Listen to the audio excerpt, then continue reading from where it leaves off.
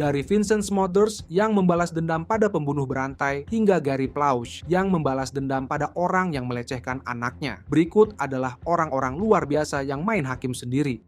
Gary Plauche. Dia dikenal karena main hakim sendiri untuk membalas dendam pada Jeff Doucette yang telah menculik dan menganiaya putra Plauche, Jody, adalah Gary Plauche. Mulanya, Plauche mempercayai Jeff Doucette, seorang guru karate, dan keduanya menjadi dekat. Namun, Doucette menculik putra Plauche, Jody, dan membawanya dari Louisiana ke California. Doucette berulang kali menganiaya Jody selama penculikan, yang sangat melukai kesehatan fisik dan mental anak itu. Setelah mengikuti Doucette dan Jody ke sebuah hotel di Anaheim, California, FBI menangkap Doucette dan menyelamatkan anak itu. Namun Gary Plauche menjadi putus asa dan marah karena penderitaan yang harus dihadapi Jody. Akibatnya, Plauche merencanakan balas dendamnya karena dia bertekad untuk menghentikan Doucette menyakiti orang lain. Jadi, Plauche menunggu Doucette tanggal 16 Maret tahun 1984 saat dia dibawa melalui Bandara Baton Rouge setelah ekstradisinya. Dia mengeluarkan pistol saat bersembunyi di samping tim berita dan dengan satu tembakan ke tengkorak Doucette, dia langsung terbunuh. Insiden ini terekam dalam video, memunculkan gambaran yang tak terlupakan tentang seorang ayah yang membalaskan dendamnya. Tanggapan publik terhadap tindakan Plauche umumnya positif. Banyak yang memahami motivasinya, melihatnya sebagai orang tua yang penderitaan putranya telah mendorongnya untuk mengambil tindakan ekstrim. Meskipun Plauche didakwa, hakim mengakui kondisi emosionalnya dan memberinya masa percobaan dan penangguhan hukuman. Di sisi lain, orang berikutnya ini akan membalas dendam pada penjahat yang menakutkan dengan cara yang sangat cerdas. Mary Vincent. Mary Vincent adalah contoh inspiratif dari seseorang yang mengambil tindakan sendiri dan mendapatkan keadilan. Lawrence Singleton tampak seperti orang tua yang dapat diandalkan. Namun pada kenyataannya, dia adalah seorang predator yang kejam dengan sejarah kriminal. Lebih lanjut, Mary Vincent dijemput oleh Singleton di bulan September tahun 1978 dan mereka pergi ke tempat yang jauh, di mana dia dengan kejam menyerangnya dan berulang kali memperkosanya. Dia menggunakan kapa untuk memotong kedua lengannya dan melemparkannya ke tebing, meninggalkannya dalam keadaan mati. Untungnya, Mary berhasil selamat. Dia berjalan sejauh 3 km untuk mencari bantuan, membungkus anggota tubuhnya yang terpotong dengan tanah untuk menghentikan pendarahan. Sebagai hasilnya, Singleton ditangkap dan dinyatakan bersalah berkat ketabahannya yang luar biasa dan kesaksiannya yang menyeluruh. Mempertimbangkan keseriusan tindakannya, Singleton dijatuhi hukuman yang paling ringan,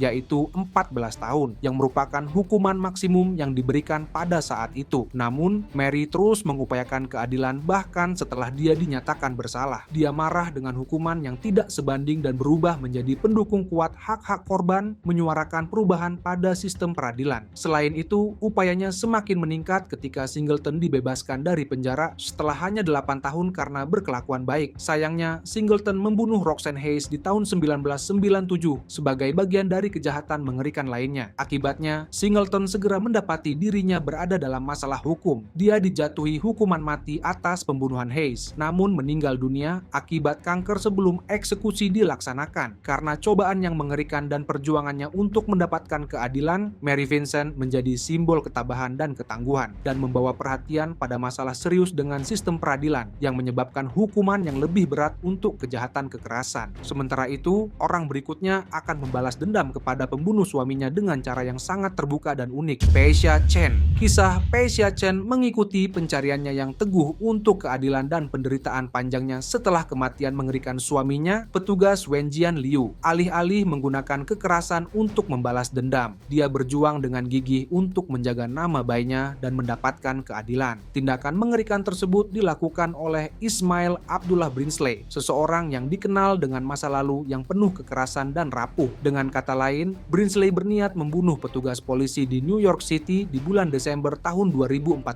sebagai balas dendam atas kematian Michael Brown dan Eric Garner. Peisha Chen merasa sedih atas pembunuhan Wenjian Liu, namun dia menggunakan kesedihannya untuk memicu hasrat yang kuat untuk keadilan. Dia bertekad untuk memperjuangkan personel kepolisian dan keluarga mereka, memastikan bahwa pengorbanan suaminya akan selalu diingat. Peisha Chen berusaha keras untuk meningkatkan kesadaran publik tentang bahaya dan pengorbanan yang dihadapi oleh petugas penegak hukum setiap hari. Dia membuat monumen dan beasiswa beasiswa untuk menghormati suaminya, menciptakan keharmonisan dan saling menghormati antara masyarakat dan aparat kepolisian. Meskipun dia tidak dapat melihat Brinsley diadili atau menghidupkan kembali suaminya, tetapi keadilan tercapai melalui dedikasinya yang teguh untuk menjaga nama baik Wen Jianliu. Sebaliknya, orang berikut ini akan menggerakkan masyarakat umum untuk membalas dendam pada seorang pembunuh jahat. Joan Vollmer. Dalam kasus Joan Vollmer, seorang penjahat terkenal menghadapi hukuman yang tidak terduga. Meskipun terlihat sebagai mahasiswa kedokteran yang kompeten, Philip Markov memiliki sisi gelap dan penuh kekerasan. Dia mendapat julukan pembunuh Craigslist di tahun 2009 dengan menipu para wanita untuk memesan kamar hotel dan kemudian melecehkannya. Julissa Brisman, seorang pemijat berusia 26 tahun, dibunuh secara brutal olehnya. Akibatnya, masyarakat setempat marah atas serangan Markov dan pembunuhan Brisman yang membawa perhatian pada risiko yang terkait dengan koneksi online. Jadi, sekutu tak terduga dalam sistem pengadilan adalah pemicu tindakan balas dendam Joan Vollmer. Vollmer, seorang pejuang yang teguh untuk hak-hak korban dan memiliki peran penting dalam inisiatif penjangkauan masyarakat, menggunakan pengaruhnya untuk menjamin Markov menanggung beban hukum sepenuhnya. Dia menggerakkan masyarakat menjaga kesalahan-kesalahan Markov tetap terlihat di mata publik. Dengan demikian, kehidupan Markov berubah drastis ketika dia harus menghadapi dampak dari perbuatannya. Beratnya bukti ditambah dukungan teguh dari Vollmer dan yang lainnya menghasilkan reaksi hukum yang cepat dan keras. Tak mampu menghadapi prospek hukuman penjara seumur hidup, Markov akhirnya bunuh diri saat di penjara. Secara keseluruhan, Joan Vollmer berhasil memberikan keadilan bagi para korban dan menunjukkan efektivitas aksi komunitas dalam menghentikan pelaku kekerasan. Di sisi lain, anak yang diculik berikut ini akan menyelamatkan anak yang diculik lainnya sekaligus mengkhianati seorang kriminal besar. Steven Steiner. Kisah Steven Steiner adalah salah satu kisah bertahan hidup dan keberanian luar biasa yang pada akhirnya berhasil menangkap penculiknya, Kenneth Parnell. Jadi inilah yang terjadi. Steven Steiner yang berusia 7 tahun diculik di tahun 1972 oleh pelaku kejahatan yang telah dihukum, Kenneth Parnell, yang menggunakan seorang kaki tangan untuk memancing anak itu. Dengan kata lain, Parnell menipu Steven untuk berpikir bahwa orang tuanya tidak lagi menginginkannya dengan mengambil peran sebagai ayahnya. Dengan demikian, Parnell menganiaya dan memanipulasi Steven tanpa henti selama 7 tahun. Bahkan sampai-sampai dia mendaftar ke sekolah dengan identitas palsu. Steven sangat menderita akibat penculikan dan penganiayaan yang berlarut-larut. Dia selalu merasa takut dan bingung. Lalu ketika Parnell menculik Timothy White, seorang anak kecil lainnya, di tahun 1980, terlihat jelas betapa tangguhnya dia. Jadi Steven membuat pilihan yang berisiko setelah menyadari bahwa dia tidak bisa membiarkan anak lain mengalami hal yang sama seperti dirinya. Akibatnya, Steven dan Timothy melarikan diri di bulan Maret tahun 1980 dan berjalan kaki berkilo-kilometer sebelum mendapatkan bantuan. Selain itu, Kenneth Parnell juga ditangkap dan ditahan. Meskipun Parnell dijatuhi hukuman 7 tahun penjara atas penculikan dan pelecehan terhadap Steven dan Timothy, ia akhirnya dibebaskan dari penjara setelah menjalani hukuman selama 5 tahun. Terganggu oleh pembebasan tersebut, Steven tetap menceritakan kisahnya dan menyebarkan kesadaran akan penculikan dan pelecehan anak. Di sisi lain, orang berikutnya ini akan membalas dendam dengan cara yang sangat buruk pada pasangannya. Jodi Arias. Jodi Arias yang namanya menjadi salah satu kisah pembalasan paling dramatis di zaman modern, melakukan pembalasan dendam terhadap Travis Alexander yang ia yakini sebagai pembunuh berantai yang kejam. Jadi Arias membunuh Alexander tanggal 4 Juni tahun 2008 dengan menikamnya lebih dari 30 kali, menggorok lehernya dan menembaknya di kepala. Selain itu, dia juga mengklaim bahwa pembunuhan itu adalah balas dendam atas penganiayaan yang dialaminya selama hubungan mereka yang penuh gejolak. Oleh karena itu, mari kita mulai dari awal dan berbicara tentang bagaimana semua itu terjadi. Jodi Arias dan Travis Alexander memiliki hubungan yang penuh gejolak dan emosional yang penuh ketegangan. Jodi mengatakan bahwa Alexander agresif, mendominasi dan manipulatif, menciptakan suasana toksik yang meningkatkan perasaan takut dan putus asa. Akibatnya, Jodi Arias membalas dendam kepada Alexander dan mengklaim bahwa hal itu adalah tindakan membela diri. Lebih lanjut, persidangan Jodi Arias menarik perhatian negara dan dijadikan tontonan oleh liputan media yang luas. Pihak penuntut menggambarkannya sebagai pembunuh berdarah dingin, namun tim pembelanya menggambarkannya sebagai korban penganiayaan. Pada akhirnya, Arias dihukum atas pembunuhan tingkat pertama dan kemudian dijatuhi hukuman penjara seumur hidup tanpa kemungkinan dibebaskan, menjadikannya kasus kriminal yang terkenal. Sebaliknya, orang berikutnya akan membalas dendam dalam bentuk mengekspos pasangannya yang jahat kepada polisi. Karla Homolka. Karla Homolka yang namanya dikaitkan dengan salah satu kasus kriminal paling terkenal di Kanada, membalas dendam kepada rekannya, pembunuh berantai yang kejam Paul Bernardo. Lebih jauh lagi, Paul Bernardo melakukan serangkaian pemerkosaan dan pembunuhan brutal di akhir tahun 1980-an dan awal tahun 1990-an. Leslie Mahaffey dan Kristen French, dua gadis muda, diserang dan dibunuh secara brutal olehnya. Akibatnya, Karla Homolka mengambil peran aktif dalam tindakan Bernardo dan tidak hanya menjadi penonton. Dengan kata lain, dia memiliki peran penting dalam kejahatan yang terjadi dengan membantu penculikan dan penyerangan. Namun, seiring dengan semakin meningkatnya beban akibat pelanggaran mereka, hubungan mereka mulai hancur. Karla Homolka berbalik melawan Bernardo untuk membalas dendam dalam upaya menyelamatkan dirinya. Jadi, dia dan polisi membuat kesepakatan pembelaan dan dia memberikan kesaksian serta bukti penting yang mengarah pada vonis Bernardo. Keterlibatannya dipresentasikan sebagai upaya terakhir untuk melarikan diri darinya dan akibat dari perbuatan mereka bersama. Mengingat perannya dalam kejahatan-kejahatan tersebut, banyak yang melihat hukuman penjara 12 tahun yang dijatuhkan padanya sebagai hukuman yang relatif ringan. Sebaliknya, orang berikutnya ini akan membalas dendam pada suami jahatnya setelah mengetahui rencana jahatnya terhadap dirinya dan orang lain. Susan Kuhnhausen. Ketika Susan Kuhnhausen, seorang perawat unit gawat darurat dari Portland, Oregon, menggagalkan rencana suaminya, Michael Kuhnhausen, yang berencana membunuhnya dan orang lain, dia membalas dendam secara mengesankan kepadanya. Dengan penuh kepahitan dan keputusasaan, Michael Kuhnhausen merencanakan pembunuhan Susan sebagai upaya untuk mengakhiri pernikahan mereka yang tidak bahagia. Selain itu, Michael terkenal karena ledakan kekerasan dan cara-cara dominannya. Rencana jahatnya adalah membunuh Susan dan mengumpulkan asuransi jiwa miliknya. Percaya bahwa kekerasan akan menyelesaikan masalahnya, dia merekrut Edward Havey, seorang pembunuh bayaran, untuk melaksanakan pembunuhan tersebut. Dengan demikian, Havey memasuki rumah Susan tanggal 6 September tahun 2006. Namun Susan membalas dengan kuat dengan mengandalkan pelatihan dan naluri keperawatannya. Dia mengalahkan Havey dalam perkelahian terakhir, meraih lengannya dan mencekiknya dengan tangannya sendiri. Keberaniannya yang luar biasa dan pemikirannya yang cepat tidak hanya menyelamatkan nyawanya, tetapi juga membongkar skema pembunuhan bayaran. Selanjutnya, mayat Edward Havey ditemukan oleh polisi di malam hari di kediaman Kuhnhausen. Selain itu, polisi juga menemukan sarung tangan karet berwarna kuning, satu wadah sirup coklat Hershey, dan buku agenda harian. Hasilnya, polisi mengetahui bahwa Havey dan Michael bekerja sama. Setelah kejadian tersebut, Michael Kuhnhausen ditahan dan menghadapi tuntutan. Dia dinyatakan bersalah karena mengajak untuk melakukan pembunuhan serius dan dijatuhi hukuman penjara 10 tahun yang membuat tingkat kebencian dan pengkhianatannya menjadi jelas. Konsekuensinya, baik secara pribadi maupun hukum, sangat berat bagi Susan Kuhnhausen. Dia berubah menjadi simbol ketabahan dan keberanian, membuktikan bahwa adalah mungkin untuk melawan bahkan ketika menghadapi bahaya besar. Di sisi lain, penjahat berikutnya ini akan menganggap orang lain sebagai pembunuh berantai, yang menjadi alasan mengapa dia akan membunuh tanpa alasan yang jelas. Cary Stayner. Cary Stayner yang namanya menjadi terkenal karena kejahatannya yang mengerikan, memilih cara yang menyimpang untuk membalas dendam kepada orang lain. Sebagai akibat dari masalah kesehatan mentalnya, dia memandang orang-orang sebagai pembunuh berantai. Oleh karena itu, Stayner, seorang tukang di Cedar Lodge yang dekat dengan Taman Nasional Yosemite, memiliki impuls agresif yang akhirnya meledak menjadi serangkaian pembunuhan berdarah. Akibatnya, Cary Stayner membunuh Julie Sun, putri Carole Sun, dan Silvina Peloso, seorang teman keluarga, di bulan Februari tahun 1999. Pembunuhan tersebut yang meliputi penusukan dan pencekikan sangat brutal dan menunjukkan kebiadaban Stayner yang sudah mendarah daging. Setelah penyelidikan menyeluruh yang menghasilkan pengakuan yang menguraikan perbuatannya yang mengerikan, Stayner ditangkap. Keluarga korban yang sangat terpukul atas kehilangan anggota keluarga mereka tidak pernah menyerah untuk mencari keadilan. Fakta bahwa kasus ini dipublikasikan secara luas dan mendapat banyak perhatian media menambah kesedihan mereka. Cary Stayner dijatuhi hukuman mati di tahun 2022 sebagai hasil dari proses peradilan. Kerabatnya agak lega dengan hukumannya, tetapi luka emosional masih ada. Selanjutnya, siswi berikut ini akan membalas dendam kepada teman-teman yang dianggapnya jahat.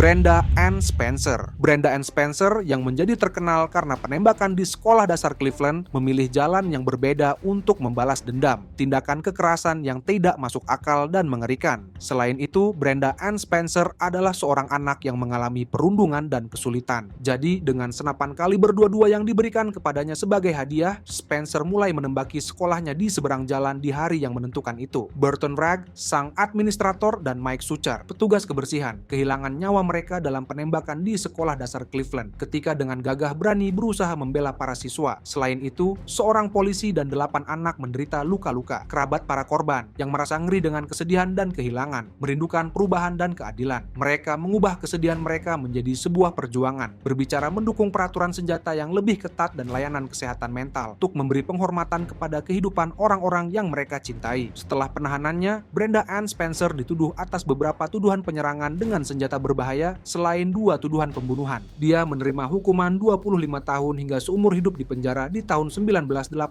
Selain itu, dia telah menjalani banyak sidang untuk pembebasan bersyarat, namun dia masih berada di balik jeruji besi. Di sisi lain, orang berikutnya ini akan membalas dendam terhadap pembunuh berantai dan, yang lebih penting, predator.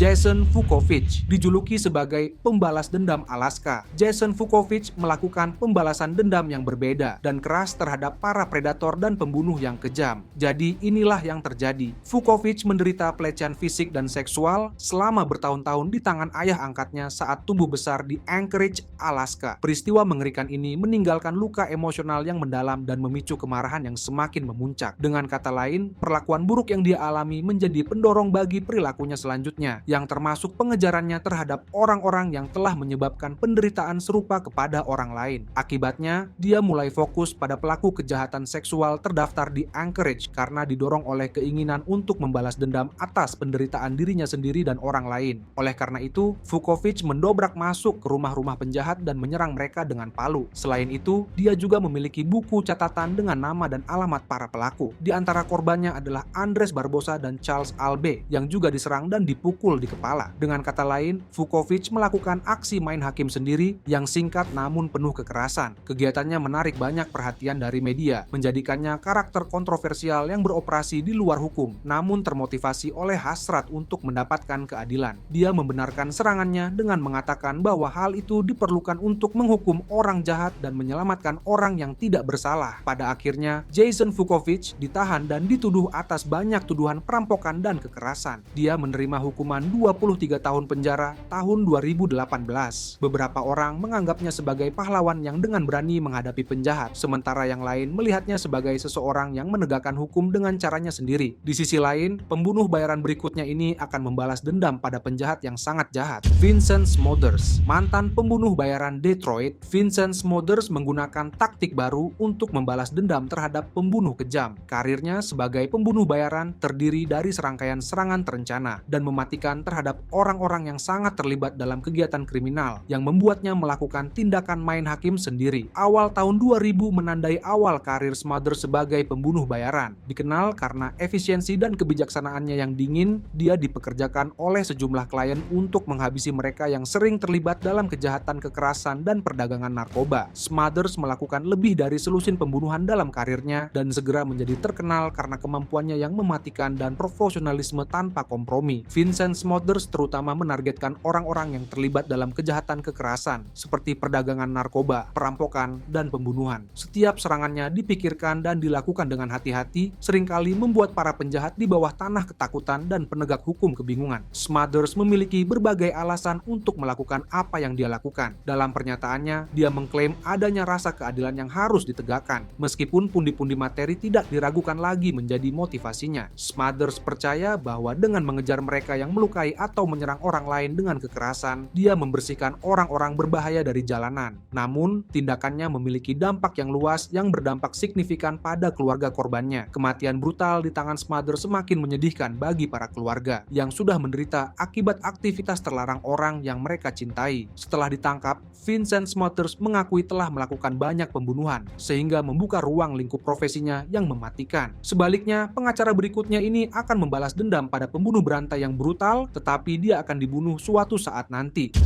Jonathan Paul Luna. Sepanjang karir hukumnya, asisten jaksa Amerika Serikat Jonathan Paul Luna bekerja untuk membawa para pembunuh berantai ke pengadilan. Namun, dia meninggal dunia tanpa sebab yang jelas, sehingga menimbulkan kekhawatiran apakah kematiannya karena pembalasan dendam terhadap orang-orang yang telah dia bawa ke pengadilan. Oleh karena itu, Luna menjabat sebagai asisten jaksa Amerika Serikat di Baltimore, Maryland, selama karirnya yang sukses. Dia menangani kasus-kasus terkenal yang melibatkan melibatkan pelaku tindak kekerasan, pengedar narkoba, dan kejahatan terorganisir. Dia terkenal karena komitmen dan ketekunannya. Rekan-rekannya menghormatinya karena pekerjaannya, sementara mereka yang dihukumnya takut padanya. Dia menuntut anggota kelompok perdagangan narkoba mematikan yang dikenal sebagai organisasi beras dalam salah satu kasusnya yang paling menonjol. Namun, kejadian yang menghancurkan terjadi dalam hidup Luna di tanggal 4 Desember tahun 2003. Dia ditemukan tewas di sebuah sungai terpencil di Pennsylvania setelah ditikam sebanyak 36 kali dengan pisau lipatnya sendiri. Ada banyak dugaan dan rumor tentang kematian Luna. Beberapa berspekulasi bahwa dia mungkin telah menjadi korban pembunuh berantai yang membalas dendam atas keterlibatannya dalam penuntutan mereka. Beberapa menduga bahwa dia mungkin memiliki motivasi pribadi atau profesional. Salah satu dugaan tersebut menyatakan bahwa dia dipaksa untuk melakukan sesuatu yang pada akhirnya mengakibatkan kematiannya yang terlalu dini. Secara keseluruhan, kasus Jonathan Paul Luna masih belum terpecahkan dan masih menjadi misteri. Kematiannya menyisakan kekosongan di dunia hukum dan kegelisahan di antara rekan-rekannya. Sebaliknya, narapidana berikutnya akan membalas dendam kepada rekan-rekannya. Charles Bronson dikenal sebagai tahanan paling kejam di Inggris. Charles Bronson melakukan balas dendam dengan caranya sendiri terhadap para narapidana yang ia yakini kejam. Di tahun 1952, dia lahir sebagai Michael Patterson, dan sepanjang karir kriminalnya, dia menggunakan nama Charles Bronson. Ketika Bronson awalnya dipenjara karena perampokan bersenjata di tahun 1974, hukumannya sering diperpanjang karena ledakan kekerasan dan serangannya terhadap staf penjara dan narapidana lainnya. Selama di penjara, Bronson sering menyerang narapidana lain yang dianggapnya berbahaya atau menjijikan secara moral. Salah satu insiden tersebut terjadi di tahun 1999 ketika dia memaksa sebuah helikopter untuk membawanya ke Kuba sambil menyandera seorang tahanan lain. Dalam insiden lain yang terkenal, Bronson dengan kejam memukuli seorang tahanan yang dinyatakan bersalah atas tuduhan seksual. Tindakan-tindakan ini dimotivasi oleh kode Bronson sendiri yang menyatakan bahwa pelanggaran tertentu layak mendapatkan hukuman yang berat. Banyak teori yang telah dibuat tentang motivasi Bronson. Sementara beberapa orang menganggap kegiatannya sebagai jenis keadilan main hakim sendiri yang menyimpang. Yang lain melihatnya sebagai pencarian rasa hormat dan kekuasaan di dalam hierarki penjara. Sebagai reaksi atas tindakan Bronson, sistem penjara menjadi sangat ketat. Selama sebagian besar masa hukumannya, dia ditempatkan di tempat penahanan dengan keamanan tinggi dan di sel isolasi. Selain itu, kecenderungan agresifnya telah menyulitkan pihak berwenang untuk menanganinya meskipun ada beberapa upaya rehabilitasi. Di sisi lain, orang berikutnya ini akan membalas dendam pada 4 penjahat yang mencoba merampoknya. Bernard Goetz terkenal dengan aksinya sebagai main hakim sendiri kereta bawah tanah. Bernard Goetz membalas dendam kepada orang-orang yang ia yakini sebagai penyerang kejam dalam sebuah insiden di New York City di tahun 1984. Selain itu, aksi pembelaan diri dan pembalasan yang terjadi setelahnya menandai titik balik dalam perang melawan kejahatan di kota tersebut. Sebagai hasilnya, hal berikut ini terjadi. Goetz, seorang ahli elektronik yang sopan, datang untuk mewakili kemarahan publik atas protes yang meluas. Namun, di hari itu 4 pemuda Darrell KB, Barry Allen, James Ramser, dan Troy Canty mendekati Goetz di kereta bawah tanah kota New York untuk meminta uang. Goetz merasa takut akan nyawanya dan membawa senjata api ilegal karena dia pernah diserang dalam penjamretan sebelumnya dan tidak senang dengan tanggapan polisi. Jadi, Goetz mengambil keputusan cepat dengan menarik pistolnya dan menembak ke-4 orang tersebut, melukai mereka secara fatal. Selain itu, tindakannya dimotivasi oleh rasa takut dan keinginan untuk menghentikan orang tersebut agar tidak diserang lagi. Atas kejadian tersebut, terjadi perbedaan pendapat tanggapan publik terhadap aktivitas Goetz. Beberapa orang memujinya sebagai pahlawan karena menghadapi kejahatan perkotaan ketika pihak berwenang tidak memiliki pilihan lain. Yang lain mengecam tindakannya sebagai tindakan yang terlalu dipengaruhi oleh ras, mengingat ke-4 orang itu adalah orang Afrika Amerika. Selain itu, diskusi yang intens tentang vigilantisme, rasisme, dan kejahatan di Amerika dipicu oleh insiden tersebut. Goetz menghadapi perjuangan hukum yang panjang. Oleh karena itu, dia dituduh melakukan penyerangan, membahayakan orang lain, dan percobaan pembunuhan. Dia dinyatakan bersalah hanya atas kepemilikan pistol yang melanggar hukum di tahun 1987 setelah juri membebaskannya dari tuduhan yang lebih berat dan dia dijatuhi hukuman 8 bulan penjara atas pelanggaran itu. Di sisi lain, orang berikutnya ini akan membalas dendam kepada para pekerja seks karena dia percaya bahwa mereka adalah anggota organisasi kriminal yang terkait dengan pembunuhan berantai.